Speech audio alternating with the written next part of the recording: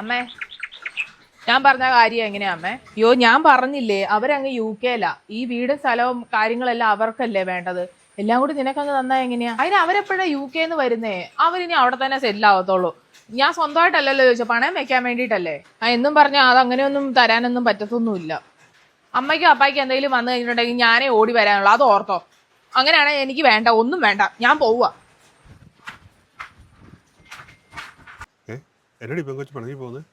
ഓ അവളെവിടം വരെ പോകാൻ വേണ്ടിട്ടാ? നിങ്ങൾ 2 കിലോയുടെ ബീഫ് അങ്ങ് മേടിക്കും, കറി വെക്കുമ്പോ അവളോടെ താനേ വന്നോളൂ.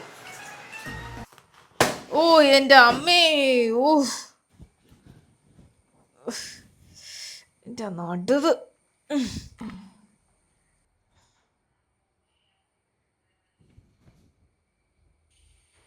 ഹലോ എന്നാ അമ്മേ?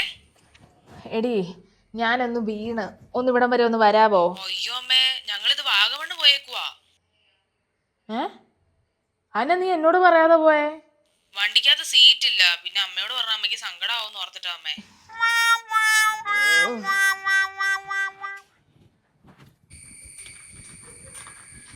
എന്നാ പറ്റിയേ? അതെ, ഞാൻ ആ തുണി വിരിക്കാൻ വേണ്ടി ആ മേളിലോട്ടൊന്ന് കേറിയതാ, കാലങ്ങ് തെന്നിപ്പോയെന്നേ. ആശുപത്രി വല്ലതും പോണോ? വല്ല മുറിവിനെയും തേച്ചാ മതിയോ? ഇവിടുത്തെ പെങ്കൊച്ചെന്തിയെ? ഒച്ച കേൾക്കുമ്പോ ഓടി വരണ്ടായിരുന്നല്ലോ. അവരെ വാഗമണ്ണ് ടൂറ് പോയേക്കുവാ, എന്നോട് പറഞ്ഞില്ല, ഇപ്പൊ വിളിച്ചപ്പോഴാ അറിഞ്ഞത്. അപ്പം പിള്ളേരെ അടുത്ത് കെട്ടിച്ചാലും അകലെ കെട്ടിച്ചാലും നാട്ടുകാരെ കൊണ്ട് ഉപകാരമുള്ളല്ലേ.